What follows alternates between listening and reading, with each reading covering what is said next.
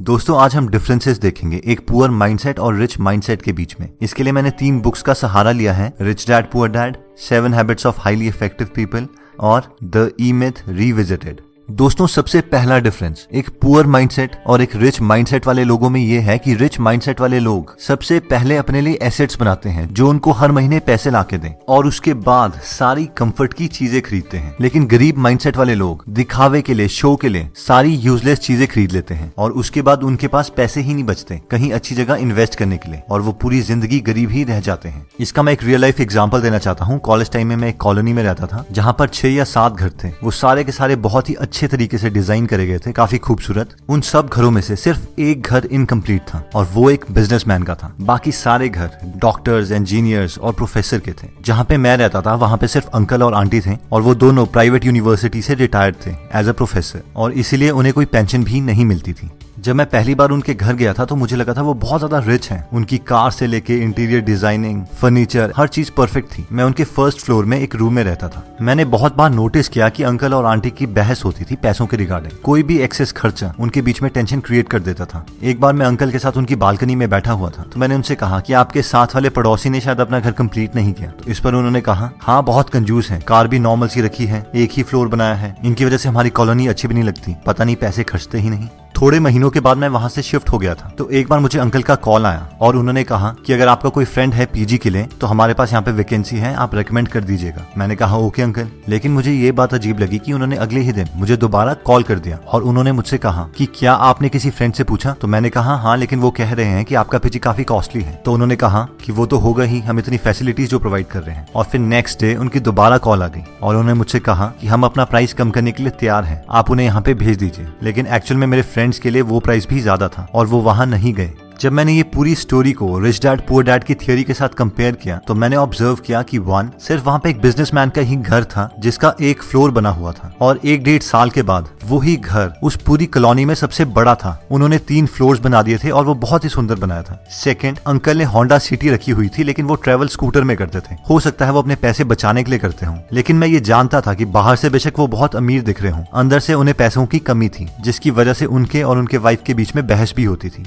और दोस्तों poor mentality वाले लोग ऐसी ही गलतियां करते हैं। सैलरी 15,000 होगी लेकिन आईफोन 50,000 का ले लेंगे। जितनी रिक्वायरमेंट है उससे बहुत बड़ी गाड़ी लोन पे ले लेंगे। 10-10 हजार की जीन्स ले लेंगे, शूज ले लेंगे। लेकिन अमीर मेंटालिटी वाले लोग इस चीज को एक्चुअल में कैलकुलेट करते हैं कि कोई भी प्रोडक्ट उन्हें कितनी वैल्यू प्रोवाइड कर सकता है और तभी उसके लिए पे करते हैं। नेक्स्ट पॉइंट कहता है कि अमीर मेंटालिटी वाले लोग सबसे पहले खुद को पे करते हैं, उसके बाद किसी और को। आप में से बहुत सारे लोगों ने रिच डैड पुअर डैड पढ़ी होगी लेकिन बहुत कम लोग रॉबर्ट और उनकी वाइफ किम कियोसाकी की एक्चुअल स्टोरी जानते हैं। इन दोनों की शादी से पहले रॉबर्ट बहुत ज्यादा उधार पर थे। ये दोनों चाहते थे कि अपनी लाइफ को इम्प्रूव करें लेकिन इनकी मंथली सैलरी से ज्यादा इनकी मंथली लोन इंस्टॉलमेंट्स थी जो इन्हें देनी पड़ती थी। लेकिन रॉबर्ट को अपने रिच डैड के सारे प्रिंसिपल्स याद थे जिन्होंने कहा था कि अपने आप को सबसे पहले पे करो। इसीलिए रॉबर्ट कहते हैं कि हम अपनी सैलरी का 20% हमेशा सेव करते थे। फिर चाहे उधार वाले लोगों से जितना मर्जी प्रेशर क्यों ना आ रहा हो, उस प्रेशर को हम एज अ मोटिवेशन यूटिलाइज करते थे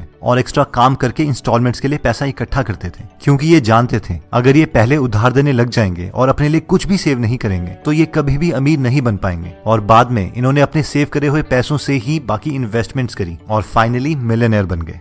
दोस्तों हम में से मैक्सिमम लोग ये गलती करते हैं। हम सोचते हैं कि हम पहले सारा अपना उधार चुकाएंगे और उसके बाद में सेविंग स्टार्ट करेंगे, या फिर हमारी सैलरी का जितना पोर्शन बचेगा हम उसके बाद सेविंग करेंगे। लेकिन ये सीक्वेंस बहुत मैटर करता है। इवन वॉरेन बफेट बोलते हैं कि पहले पैसे सेव करो और उसके बाद बाकी सारे खर्चे करो। आप मान के चलो कि आपकी सैलरी ही कम है और अपनी सैलरी का मिनिमम 20% हमेशा सेव करो। अब ऑब्वियसली सिर्फ सेविंग आपको अमीर नहीं बनाएगी, उसके बाद आपको उन पैसों को इन्वेस्ट भी करना पड़ेगा लॉजिकली, लेकिन ये फर्स्ट और नेसेसरी स्टेप है अमीरी की तरफ।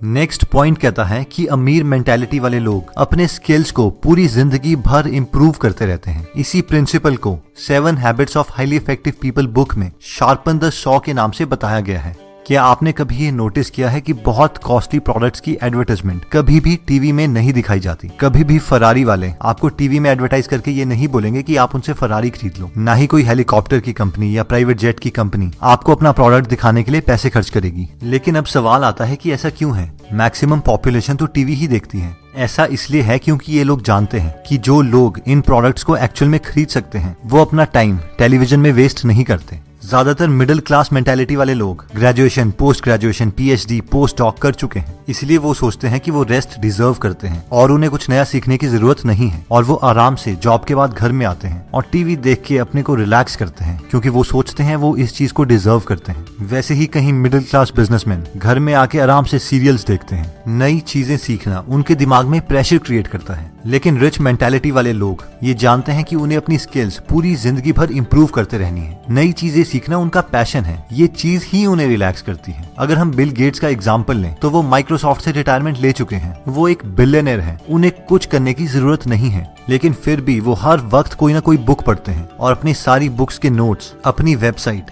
gatesnotes.com में डालते हैं। ये एक रिच मेंटालिटी का परफेक्ट एग्जाम्पल है, क्योंकि रिटायरमेंट के बावजूद बिल गेट्स अपनी वाइफ मेलिंडा के साथ एक फाउंडेशन चलाते हैं, जिससे वो पूरी दुनिया की हेल्थ से रिलेटेड प्रॉब्लम्स में कंट्रीब्यूट कर रहे हैं। हम में से बहुत कम लोग जानते हैं, लेकिन इंडिया के हेल्थ प्रोग्राम्स में इनकी फाउंडेशन ने बहुत ज्यादा कंट्रीब्यूशन किया है। दोस्तों, नेक्स्ट पॉइंट कहता है कि आउटसोर्स। मैक्सिमम लोगों की जब जॉब लगती है तो उनकी ये मेंटालिटी होती है, भाई अब तो अपनी लाइफ सेट है, जिसका इनडायरेक्टली मतलब होता है कि मैं अब ग्रो नहीं करना चाहता, मैं इसी जॉब में रहूंगा। अब क्योंकि हम उसी जॉब में रहेंगे तो हमारी सैलरी सिर्फ इंक्रीमेंट और प्रमोशन से ही बहुत प्रिडिक्टेबल मैनर में ग्रो करेगी, जिसका मतलब ये है कि अब हम स्कार्सिटी माइंडसेट में आ जाएंगे, यानी पैसे बचाने के माइंडसेट में। हम हर चीज से पैसा बचाने की कोशिश करेंगे। बिजली का बिल कैसे बचाएं, खाने में पैसे कैसे बचाएं, पानी का बिल कैसे बचाएं, और बस पूरी जिंदगी इसी स्किल को इम्प्रूव करते रहेंगे। लेकिन अमीर माइंडसेट वाले लोग ये जानते हैं कि उनके पास 24 ही घंटे हैं और एक लिमिटेड विल पावर है, और अगर उन्हें ग्रो करना है तो उन्हें और लोगों की हेल्प लेनी पड़ेगी। इसीलिए वो अपने मैक्सिमम काम, जैसे कि खाना बनाना, कपड़े धोना, ड्राइव करना, इवन की ऑफिस के टेक्निकल काम, वो आउटसोर्स कर देते हैं और सिर्फ उन स्किल्स पे काम करते हैं जो बहुत रेयर और वैल्यूएबल हैं, ताकि वो और ज्यादा ग्रो कर पाए। इसके दो फायदे हैं, एक तो वो अपनी कंट्री की इकोनॉमी में बहुत कंट्रीब्यूट करते हैं,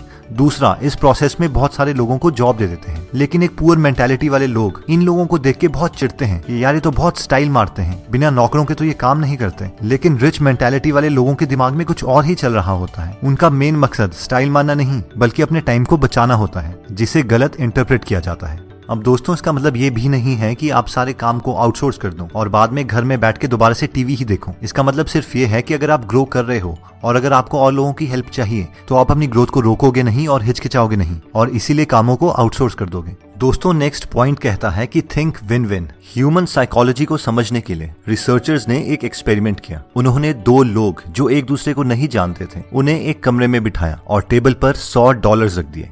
रिसर्चर्स ने उन लोगों को बताया कि आपको ये $100 आपस में बांटने हैं, लेकिन हमारी कुछ कंडीशंस हैं। कंडीशन नंबर 1, पहला आदमी ये डिसाइड करेगा कि वो दोनों $100 को कैसे कैसे बांटेंगे। कंडीशन नंबर 2, दूसरा आदमी ये डिसाइड करेगा कि पहले आदमी ने जितने डॉलर्स उन दोनों में बांटे हैं, क्या वो उसे मंजूर है या नहीं। अगर वो उसे मंजूर है तो दोनों को उतने उतने डॉलर्स मिल जाएंगे, लेकिन अगर उसे वो चीज मंजूर नहीं है तो किसी को कुछ नहीं मिलेगा। अब रिसर्चर्स ने एक पैटर्न देखा। अगर पहला आदमी $100 को $50 करके बांटता था तो दूसरा आदमी उसे एक्सेप्ट कर लेता था और दोनों को $50 मिल जाते थे। अगर वो 60-40 करके बांटता था तो भी दूसरा आदमी उसे एक्सेप्ट कर लेता था। लेकिन अगर पहला आदमी उसे 70-30 करके बांटता था तो दूसरा आदमी उसे रिजेक्ट कर देता था और दोनों को कुछ नहीं मिलता था।